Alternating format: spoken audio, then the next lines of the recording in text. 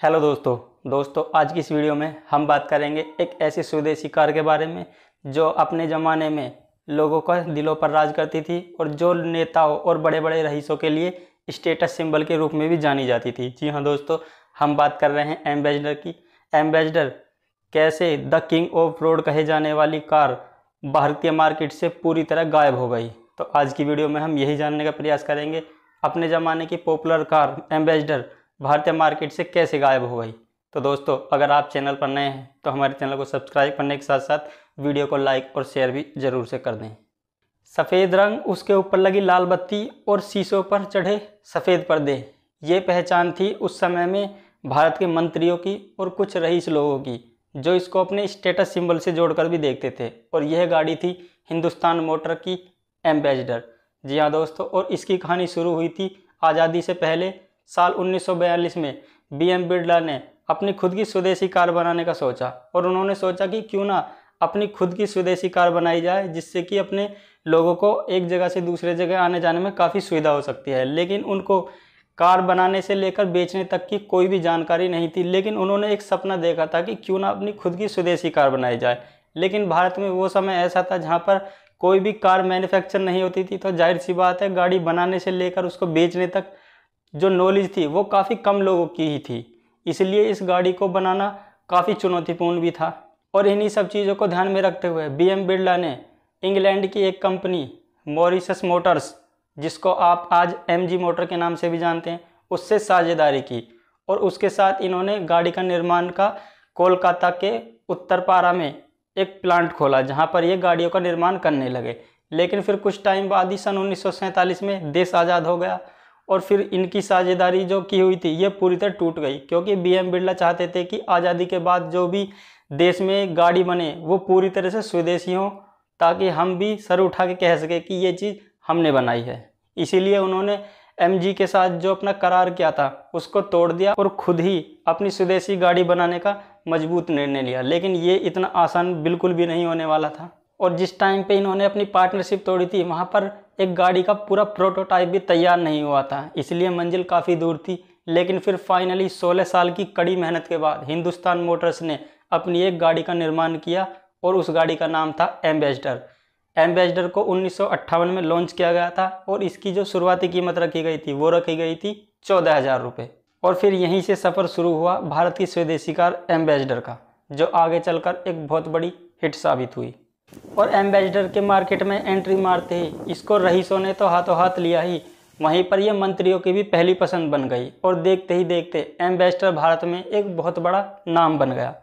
और 60 और 70 का दौर तो ऐसा था जहां पर आपको हर जगह एम्बेसडर ही दिखती थी। मंत्रियों के पास एम्बेसडर, बड़े बड़े रईसों के पास एम्बेसडर, और तो और टैक्सी में भी ब्लैक एम्बेसडर ही सड़कों पर देखने को मिलती थी। और वो दौर ऐसा था कि जहाँ पर प्रधानमंत्री से लेकर आम आदमी तक एम्बेसडर में ही चलते थे। 60 और 70s के दौर में इसकी पॉपुलैरिटी इतनी ज़्यादा हो चुकी थी कि हिंदुस्तान मोटर्स ने एम्बेसडर की केवल एक साल में 24,000 से भी ज़्यादा यूनिट को बेच दिया था, जो कि उस टाइम में काफ़ी बड़ी बात थी गाड़ियों की मार्केट के लिए। लेकिन फिर 1983 में मारुति सुजुकी ने अपनी एक छोटी और कॉम्पैक्ट गाड़ी मारुति 800 लॉन्च की। ये एक छोटी और कॉम्पैक्ट कार थी जो छोटी फैमिलियों के लिए थी और ये बजट फ्रेंडली भी थी। और ये कार भारत में एकदम से बिकने लगी। लेकिन उससे एम्बेसडर की बिक्री पर बिल्कुल भी असर नहीं पड़ा, क्योंकि एम्बेसडर का जो सेगमेंट था वो बिल्कुल ही अलग था। और जो मारुति 800 का था वो छोटी थी, हल्की गाड़ी थी, तो उसका सेगमेंट एकदम अलग था।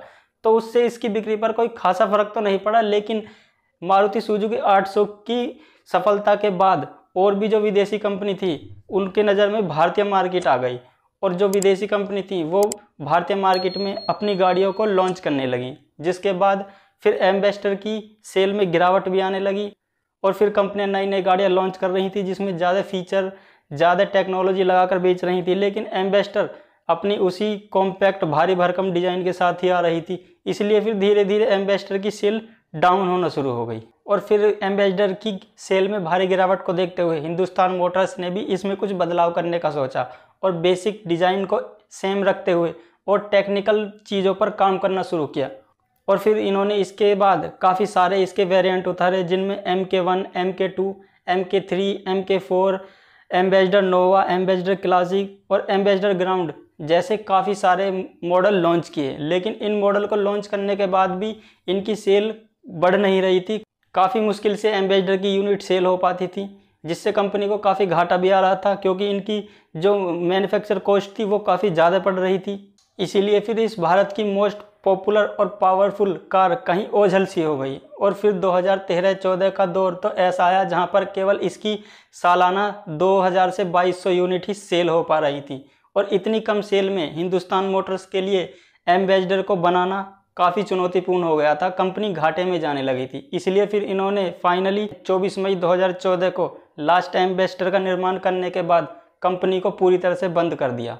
और इस तरह भारत की द किंग ऑफ रोड कहे जाने वाली एम्बेसडर का दुखद अंत हुआ। लेकिन कुछ मीडिया रिपोर्ट्स में ये दावा भी किया जा रहा है कि एम्बेसडर वापस से भारतीय मार्केट में आ सकती है। इसके लिए कंपनी ने एक जर्मन की बहुत ही बड़ी कंपनी से पार्टनरशिप की है, जो एम्बेसडर को फिर से नए लुक और नए फीचर के साथ सड़कों पर उतार सकती है। तो बस अब लोगों को इंतज़ार इसी बात का है कि वो ही अपनी पुरानी द किंग ऑफ रोड कहे जाने वाली एम्बेसडर वापस से फिर कब मार्केट में उतरती है। और ये भी देखना होगा कि जो उसकी पोजीशन उस टाइम पे थी, क्या आज भी वही धाक ये गाड़ी जमा पाएगी या नहीं।